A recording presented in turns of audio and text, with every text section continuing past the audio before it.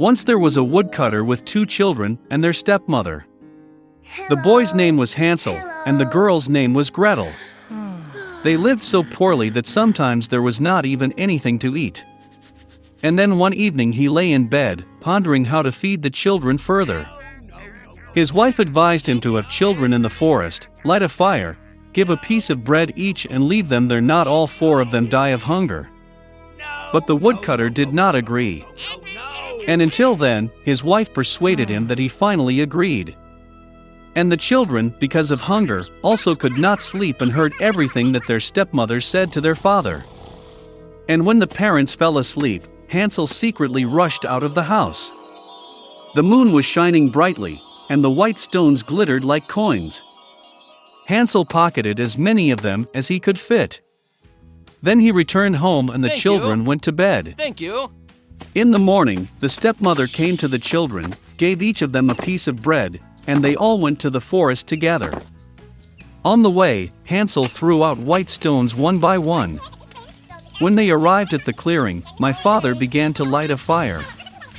He ordered the children to sit near the fire and make sure that it didn't go out, while they and their stepmother would go for more firewood. They sat, tired, and fell fast asleep. When the children woke up, it was a dark night all around. And when a full month had risen in the sky, Hansel took his sister by the hand and went, looking for the way through the pebbles, which glittered like new coins, and showed them the way. They walked all night long, and at dawn they came to their father's house. Some time passed. And the children again heard how the stepmother one night began to beg their father to get rid of the children. He refused, but his wife did not want to listen to him. She cursed and expressed all sorts of reproaches to him. When the parents fell asleep, Hansel, like the last time, wanted to collect stones, but the stepmother locked the door and the boy could not leave the house. Thank you. Early in the morning, the children were given a piece of bread each, even less than the previous time. On the way to the forest, Hansel shredded his piece in his pocket and threw the crumbs on the ground. The stepmother took them even further into the forest. Again a big fire was lit, and the father ordered the children to watch the fire while they and their stepmother chopped some more wood. When lunchtime came, Gretel shared her piece of bread with Hansel. And they fell asleep. We woke up when the dark night fell. And then a month came up, and they got together on their way, but they could not find a single crumbs, because thousands of birds fluttering in the forest had long been eating those crumbs. So the children walked for a very long time, but they could not get out of the forest. Suddenly, the road led them to the hut. Coming closer, the children saw that the house was all built of bread and biscuits, and the windows were made of pure sugar. Hansel reached up and broke off a piece of the roof, while Gretel went to the window and began gnawing at its windows. And then the door in the hut opened wide, and the old woman came out, leaning on a crutch. Hansel and Gretel were so scared that they even dropped their tidbits from their hands. And the old woman was kind and invited them to her hut. There was already abundant food on the table: milk, cookies, apples, and nuts. After dinner, the old woman made 2 clean beds for the children, and Hansel and her sister thought they were in heaven.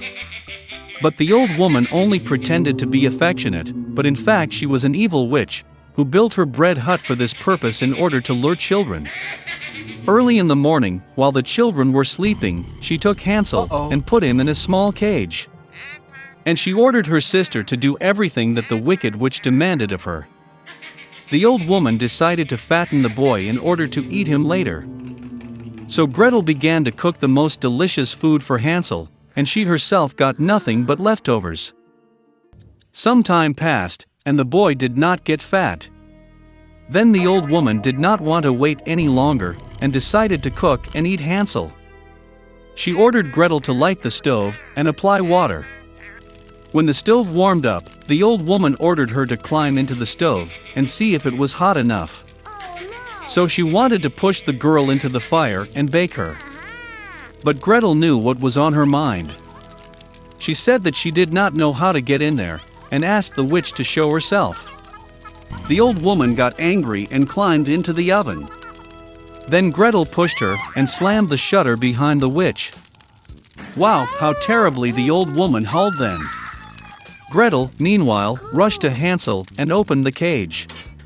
Having freed their brother, they went to the witch's room, in which there were boxes of pearls and precious stones in all corners, filled their pockets with them, and went home. For several days the children were looking for their way back. The forest seemed more and more familiar, and at last they saw their father's house in the distance. How glad he was to see his children alive. Hansel and Gretel poured on the floor all the pearls and gems they had taken from the witch. There was no need to think about food. And they began to live, and rejoice. And the father drove the evil stepmother out of the house.